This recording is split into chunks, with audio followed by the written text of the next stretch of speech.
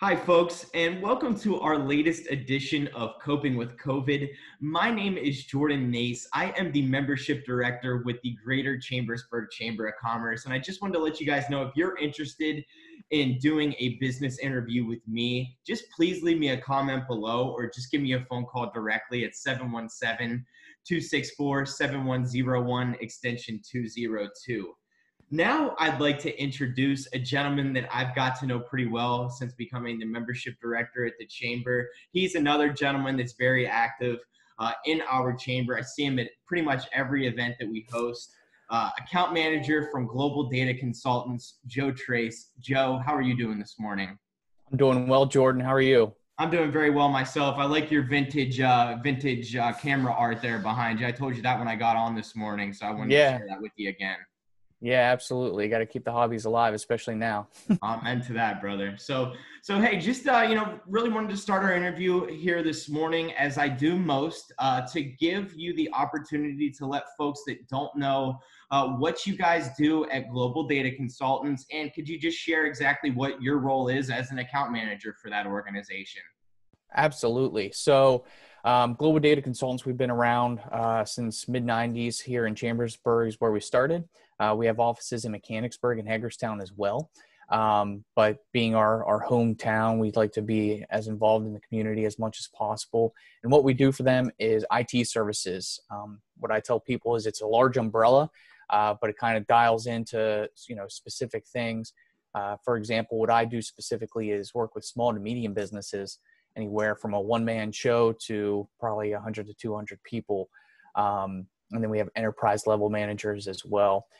We do anything from application development, software development, websites, to, again, more specific to our needs are managing IT, all things IT. So your whole network, security aspects, workstation setup and deployment. We also have a 24-hour help desk that we help places like WellSpan Health, Volvo, some enterprise level clients there as well. Awesome. You guys do a plethora of different things. Yes. Really is a big umbrella. Like I said, it is a big umbrella. Yep. So Joe, tell me again, for folks that aren't too familiar with this series, it's called Coping with COVID. And just give us an idea of what I've been asking people to do. Tell us sort of what a daily routine was before COVID virus, and tell me what daily life now is for a employee of Global Data Consultants post this COVID-19 virus. Sure. So I would say pre-COVID, we were focused a lot, like any year, is just preparing. End of year came with a lot of budget planning and things like that. So typically near the beginning of the year, it's starting to execute those things. Big projects, replacing network equipment, hardware, PC deployments. Windows 7 just came end of service, so we were replacing a lot of old machines for clients. And then we kind of look at recommendations throughout the year or what the year is going to look like. So we were pretty excited, and also new construction was happening at the time. So we had some new builds for clients that needed a whole network set up. We do infrastructure installation from the ground up. So we had a lot of projects like that going on. Obviously, stay-at-home order came in effect, quarantine or whatever you want to call it, and those things came to a halt. Mostly. Now we stayed business as usual, as I've been telling people, because we're essential in the fact, like I said, we support all industries. So healthcare, manufacturing, retail. It's a big gamut of types of industries that we support. So because of that, we stayed open to support them. And it's been going pretty well so far. So post-COVID, it's been more about just being there for the client. If they have a need, we're jumping on it. My guys are working remote. That transition went pretty well for us. They're pretty mobile as it is, carrying around a laptop and able to remote into a lot of things. So they've been great support for our clients. We've actually been getting a lot of praise for the transition. And really, we haven't seemed to drop the ball yet. So that makes me very happy to hear. And it's just more about putting out fires and supporting the client from this day on. Sure. I mean, that's what it's all about in an industry like yours, obviously. I mean, you want to make sure that the client is always supported and always, has good faith in you. And you guys seem to really do a good job of that at GDC. So just Thank you. curious, you shared that you are an essential business, and that makes perfect sense. Obviously, you guys are an IT organization, and there's a lot of IT things that go on within these organizations. How does that work? I mean, do you have to go into the office every day? I mean, are there service technicians that have to go into the office? I mean, what is that process like? No, so early on, when some of the stay-at-home order came into effect, we all actually are mobile. I mean, we don't do desktop, we do laptop and mobile devices. And my guys can work from home if need be. Even pre-COVID. Same with us. I mean, account managers, we would stop into clients to check in, see how things are going, plan and do things like that. Obviously, there was no need for that after things kind of locked down. Now, our service technicians, it's a play by ear situation, especially there at the beginning. Some clients didn't want us to come in, and that's perfectly fine. Other clients were fine with it. I mean, sometimes we do just need to be there to get hands on with things. But we were taking all the proper precautions early on, and still are. We're abiding by all the mandates being put out, masks and gloves, things like that. So it's really tailored to the client. We basically say, hey, we can do this remotely, or hey, we do need to be on site. If it can wait, usually we wait. If we have to do it now, usually they let us in, and the clients have been great about actually taking the proper precautions as well. When we do have guys coming in, we feel for them having to go out, healthcare facilities, like I said, and different buildings with, potential threats out there as we experienced here early in the month. But they've been doing a great job. We're all just working together and working through it. So it's been all right for transition wise. Really happy to hear that, Joe. Yeah. Tell me a little bit about, obviously, again, you guys are an IT-based organization that do a lot more than just that, but I'm sure you know the ins and outs of, all these security risks that are going on right now. Sadly, with any major pandemic, there's always the person that's trying to get the inside information on people and just take everything they have. So can you tell us a little bit about some of the security risks that are out there and good ways that we as consumers and whatnot can minimize our risk of getting these spam attacks and things like that? Sure. As much as I would like to 100% guarantee we can block them all, we can't. There are clever people out there doing all kinds of things. But what we can do is help prevent. I mean, security is a big topic, whether, pandemic or not. The one nicer thing is when you have an office environment to report to, usually we can protect that whole network and infrastructure with hardware and software capabilities. We had a lot of conversations with clients pre-COVID about working remote, and really a lot refrain just because it does open the door to other threats. You're taking a laptop home off the network that is protected by firewalls and security measures that help with that.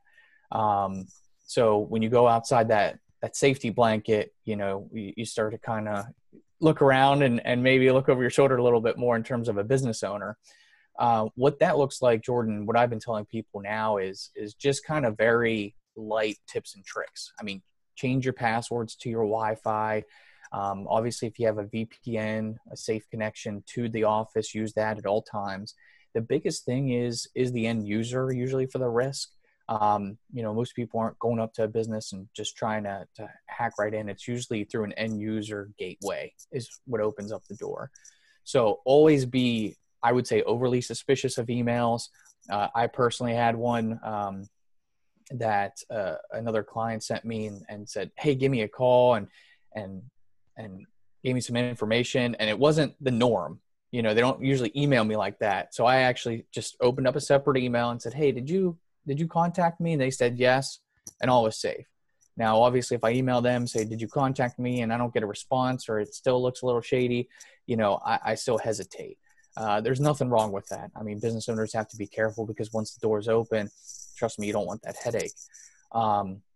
So, changing passwords. And another big thing is as you're working from home from a work laptop, and this goes for a personal laptop you're using for work as well.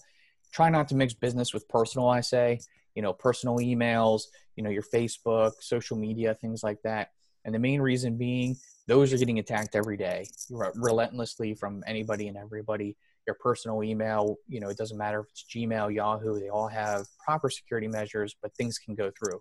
You click on the wrong thing and infect that PC that's connected to a network where all your sensitive data is stored.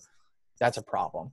So I always say try and refrain as much as possible from going to sites during the workday, especially, or even on that device as much as possible. If it's unavoidable, it's unavoidable. These things happen, but just be very, in the know about what you're using it for. So, but again, passwords, even just changing them, not because you have to, but just because you should.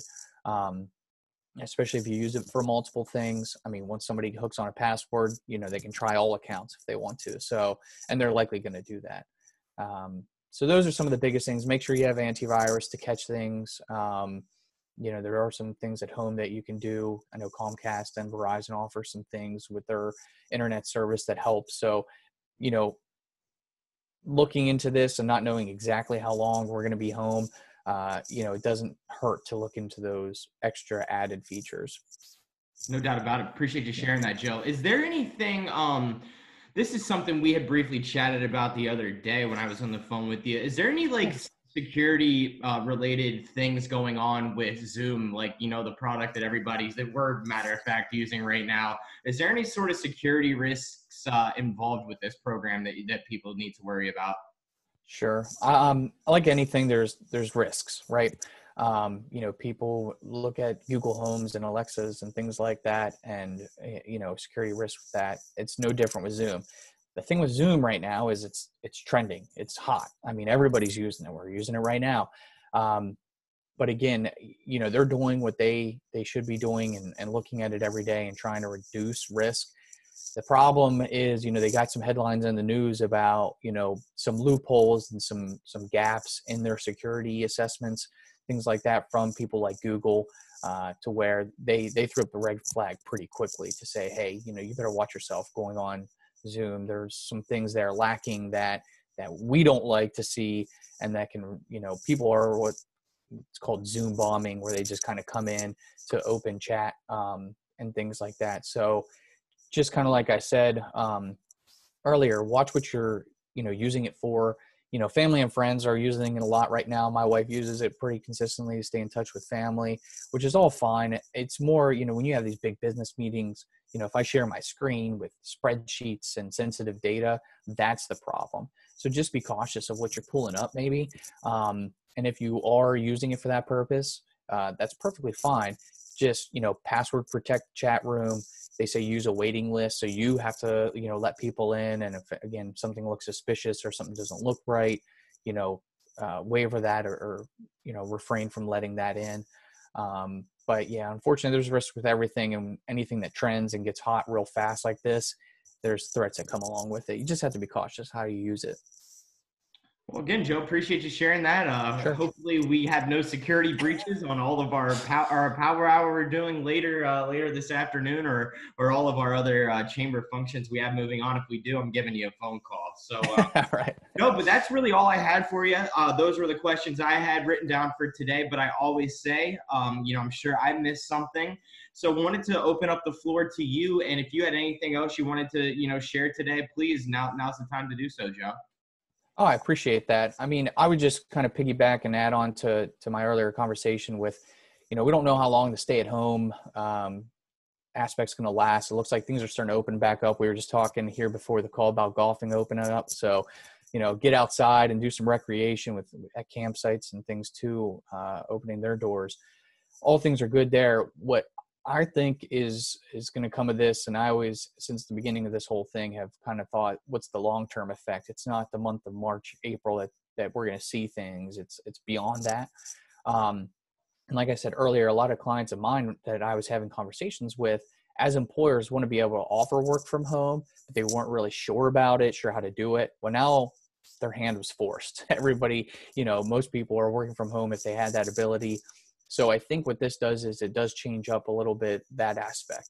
There are going to be more employees working from home, better work-life balance in terms of that long-term, once we get back to the norm, the new norm, whatever that looks like. But I do think that opens up the door for opportunities like that, and things like being secure at home, very big deal. So, I think we're going to be having a lot of conversations with clients about security at home, maybe some trainings, things like that for employees. Because again, it's usually the end user is where everything comes into play. That is the biggest potential threat to a company, and data and sensitive information. So I see that game changing. If you look at the news and some of the inner workings outside of just numbers and cases and things like that, telemedicine too has spiked for obvious reasons. So we've actually helped a lot of healthcare clients be able to set that up. So we look for that field to be more involved with kind of standing some of those aspects up. And thankfully we've had, again, to just jump in because we had to help with that. Banking, same thing, just online and support and things like that. I think all industries are going to have a kind of a trickle effect, whether it's big or small. So it'll be interesting to see how this plays out. But I think where we were pre-COVID to planning what was the normal, it kind of now skews into a different timeline a little bit to say, well, we want to change this up, and work from home really, helped out here and there. So let's try that. So it'll be interesting to see, but we'll work through that with clients as they want to, and help anybody that needs it. I'm sure, Joe, you had a plethora of clients coming at you like as soon as this thing hit, saying, "Hey, can you help us go remotely?" Are you still having, clients reaching out to you? I mean, even today, saying, "Hey, we need to go remote. Like we need help." Yeah. I mean, I'll speak for myself and a little bit for my team, because we talk weekly to catch up. And for the managed service clients where we are the IT guy for them, I would say it's more on cruise control now. Especially those first couple of weeks were really dicey, because it was all the what ifs and are we certain, and basically until the federal government and local government started saying, yes, we are shutting it down, work from home, things like that. It was kind of a slow transition. Some people got out immediately as they were able to, and then some until it was mandated, then exited. So for about 3 to 4 weeks, I mean, mid-April is when it started to slow down. But then we dealt with issues and technical problems with remoting in. So, some people, most maybe aren't aware, but when you're onesie twosie people are remoting in, not a problem. When you go from onesie twosie to 20 and 30 and 40, that takes its toll on the network. So we were changing some things out, and it went from just getting people to home to making sure they can work efficiently from home. That all seemed to work out well now, but yeah, it was an interesting couple of weeks there for sure. Well, Joe, again, very informative interview. I think a lot of folks learned a lot here from watching this, if they so chose to do so. So I'd like to go ahead and give you the opportunity for folks that are looking to use your guys' services to work remotely and things like that. I'm sure there's still plenty of them. Go ahead and give out your information on how people can reach you, and then we'll part ways here today. Sure. I can be reached on the phone, 717-262-2080 is the office line, and my extension is 261. Or you can email me. It's my full name, Joesph Trace @gdcit.com.